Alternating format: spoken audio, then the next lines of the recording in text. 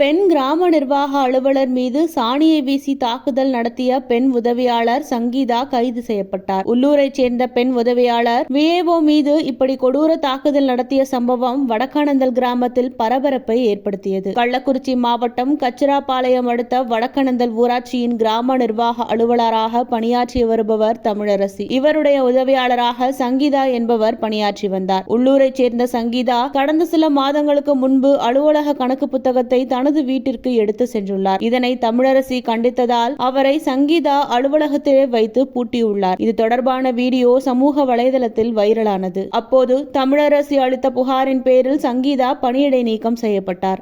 இந்த நிலையில் நேற்று கிராம நிர்வாக அலுவலர் தமிழரசி பணியில் இருந்தபோது அலுவலகத்திற்கு வந்த சங்கீதா விஏஓ தமிழரசியின் முகத்தில் மாட்டு சாணத்தை வீசி தாக்குதல் நடத்திவிட்டு தப்பிச் சென்றுள்ளார். இந்த சம்பவம் தொடர்பாக தமிழரசி அளித்த புகாரின் பேரில் வழக்கு பதிவு செய்யப்பட்டு காவல்துறையினர் சங்கீதாவை கைது செய்தனர். இதுகுறித்து பாதிக்கப்பட்ட கிராம நிர்வாக அலுவலர் தமிழரசி கூறுகையில், ஆபீஸில் இருந்தேன். திடீரென பின்பக்கமாக பார்வையில் தெரியாத மாதிரி உள்ளே வந்த சங்கீதா கவரில் இருந்த மாட்டு சாணத்தை எடுத்து மூஞ்சியில் அடித்தார். அதோடு என்னை இழுத்து கீழே போட்டு தாக்கினார். இது என்னுடைய ஊரு, நீ எப்படி இங்கு வேலை செய்கிறாய் என்று பார்க்கிறேன். யாரு வந்து உன்னை காப்பாற்றுவார்கள் என்று பார்க்கிறேன். உன்னை கொல்லாமல் விடமாட்டேன் என சொல்லியபடி கதவை மூடிக்கொண்டு தாக்க ஆரம்பித்தார் என தமிழரசி கூறினார். பெண் கிராம நிர்வாக அலுவலர் பட்டப்பகலில் தாக்குதலுக்கு உள்ளான சம்பவம் அப்பகுதியில் பரபரப்பை ஏற்படுத்தியுள்ளது.